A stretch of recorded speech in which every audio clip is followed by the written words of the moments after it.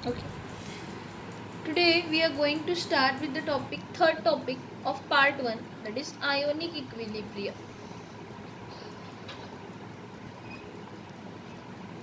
Which we are going to start with is ionic equilibrium.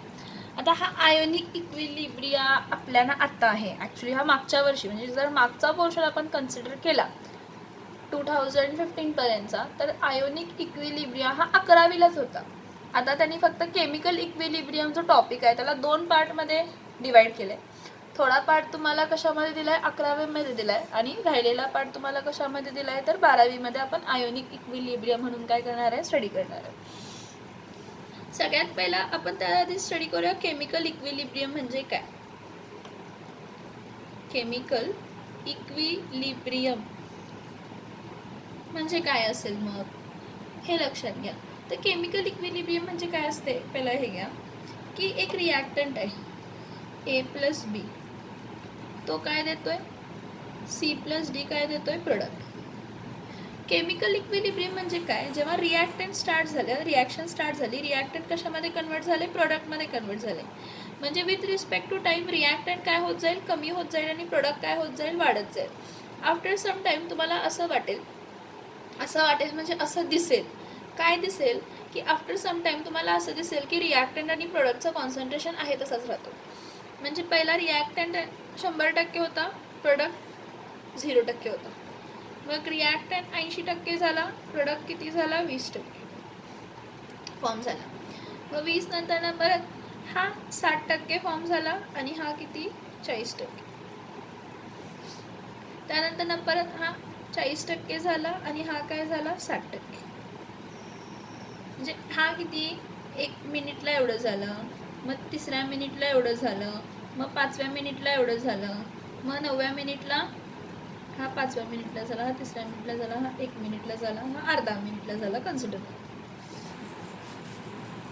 तर काय consider करूया, 9th मिनिटला concentration आहे तसं राहते, 40% रिॲक्टंट 60% प्रोडक्ट.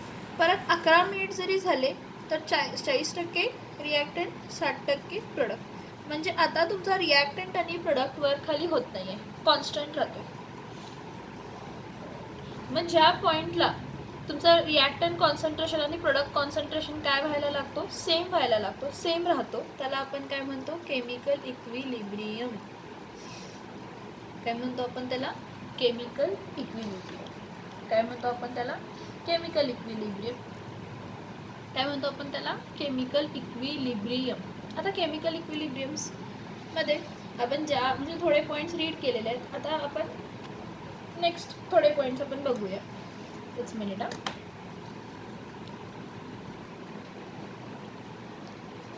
परत आणि एक डेफिनेशन सांगते केमिकल इक्विलिब्रियमचीच. केमिकल इक्विलिब्रियममध्ये आपण काय म्हणतो, rate of forward reaction is equals to what, rate of backward reaction. Rate of forward reaction is equals to what, rate of backward reaction. Chemical equilibrium म्हणजे काय, chemical इक्विलिब्रियममध्ये आणि एक डेफिनेशन आपण काय म्हटलं, with respect to time concentration reactants आणि प्रोडक्टचा काय होत नाही आहे, चेंज होत नाही, त्याला आपण केमिकल इक्विलिब्रियम म्हणतो. आता काय झालं आहे आणि कसं डिफाईन करतो केमिकल इक्विलिब्रियमला. केमिकल इक्विलिब्रियम म्हणजे असा इक्विलिब्रियम ज्यामध्ये रेट ऑफ फॉरवर्ड रिॲक्शन आणि रेट ऑफ बॅकवर्ड रिॲक्शन काय होते, सेम होते. रेट ऑफ फॉरवर्ड आणि रेट ऑफ बॅकवर्ड रिॲक्शन काय होते तर सेम होते. तर रेट ऑफ फॉरवर्ड आणि बॅकवर्ड रिॲक्शन सेम होते, ह्याचं मिनिंग काय आहे बघा. आता ए गिव्स बी, ठीक आहे. मग पहिला ए किती होता, 100% होता, आणि बी किती होता, 0% होता. आता परत 100% नंतर इथं 80% कन्सिडर करूया, म्हणजे इथं 20% कन्वर्जन काय झालेलं आहे.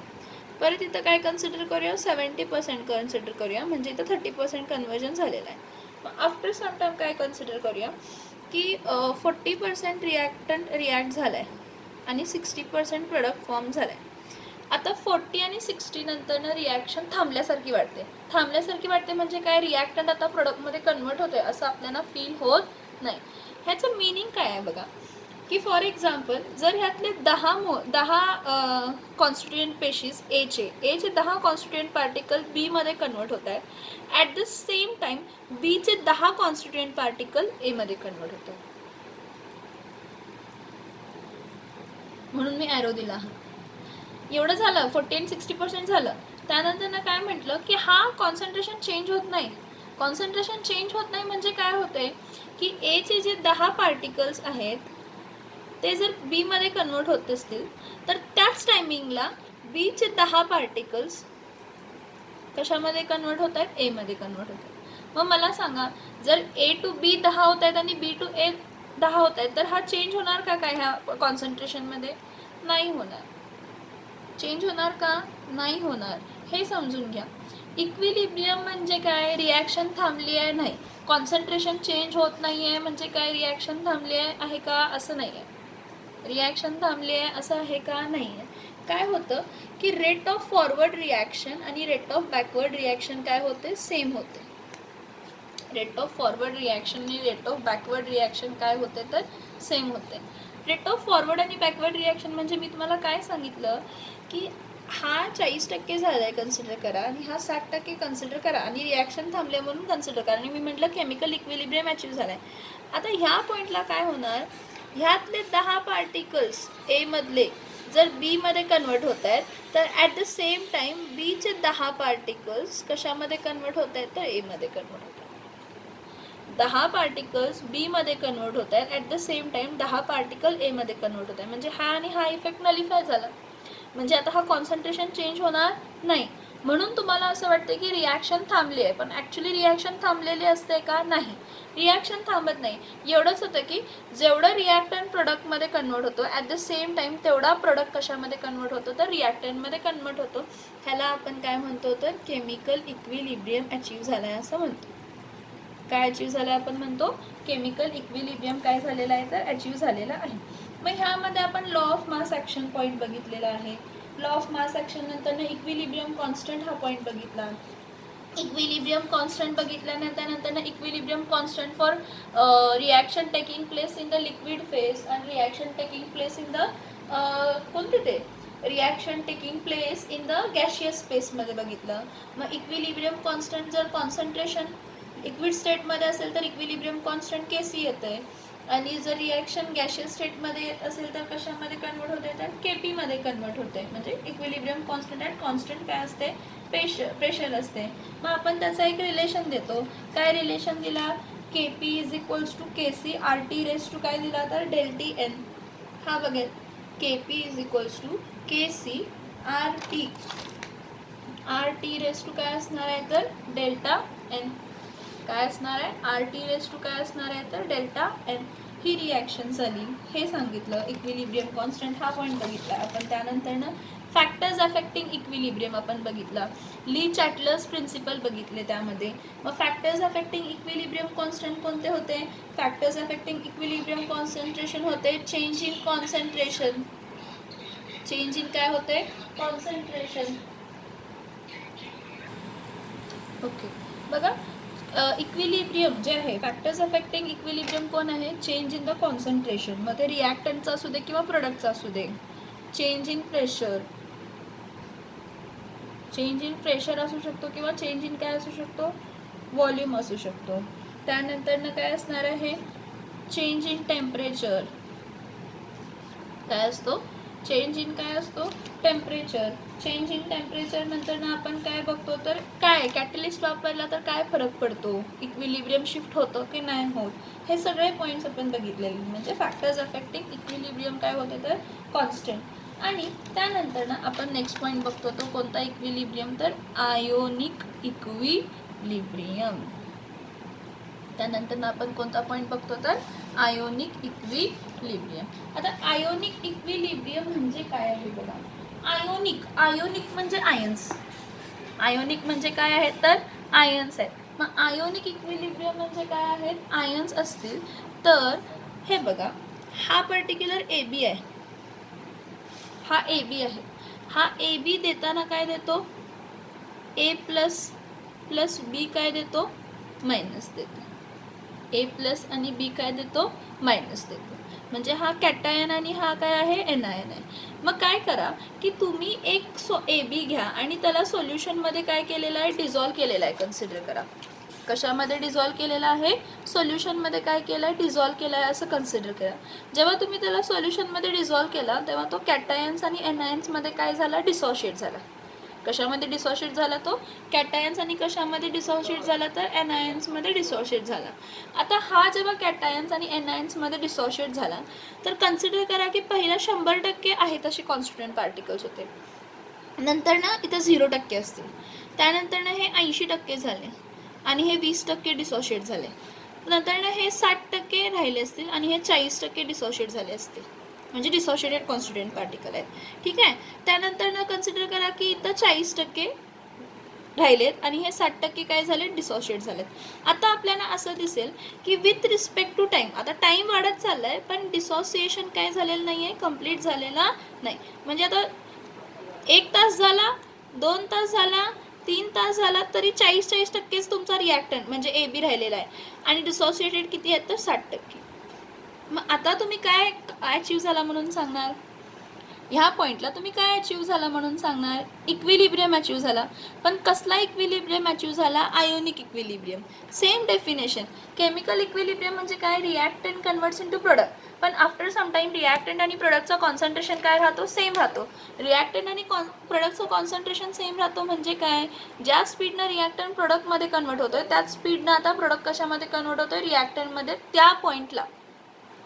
आता तो रिॲक्टंट कोण आहे, तर एखादा इलेक्ट्रोलाइट आहे.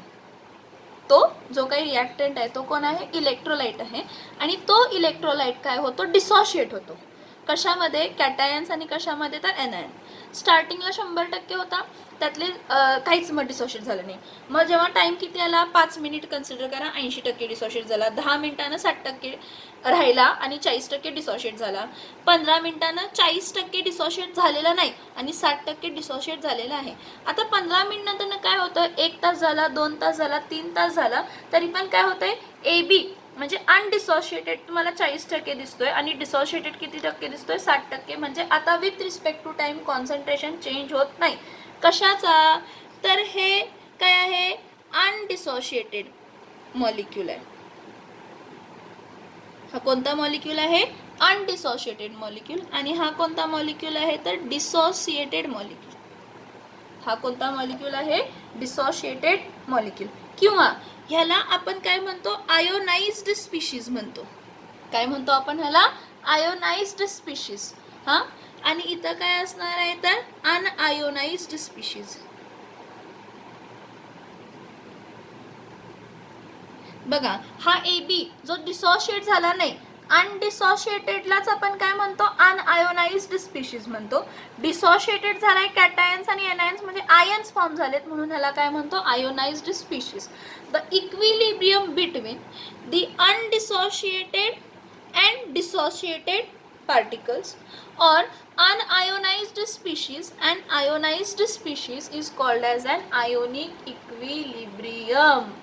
काय की with respect to time, after some time काय झालं, 40% आता असंच राहते, डिसोशिएट होत नाही. 60% डिसोशिएट झालेला आहे, आता विथ रिस्पेक्ट टू टाईम काही चेंज होत नाहीत.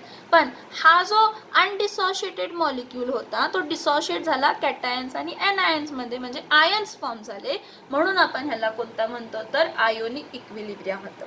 काय म्हणतो आपण ह्याला, आयोनिक इक्विलिब्रियम. तुमच्या डोक्यात प्रश्न येत असेल की दरवेळेस 40 आणि 60% राहते का. It must be coming in your mind that दरवेळी कितीला 40 आणि 60% राहते का, तर नाही, 40 आणि 60% राहते नाही. मी तुम्हाला एक्झाम्पल दिलं. सम केसेसला असंही होऊ शकतो की CD आहे, हा CD काय देतोय, C+ आणि D- देतोय आणि आफ्टर सम टाइम तुम्हाला 20% तुमचा रिॲक्टंट दिसतोय आणि 80% तुम्हाला डिसोशिएट झालेले दिसतात आणि परत 2 तास झाले, 3 तास झाले, एवढंच राहतं.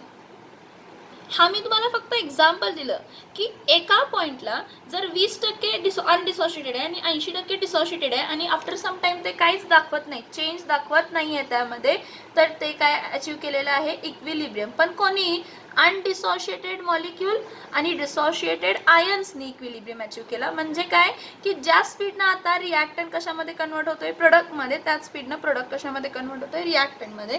ह्याला आपण काय म्हणतो तर आयोनिक काय म्हणतो आपण याला, आयोनिक इक्विलिब्रिया. समजते का?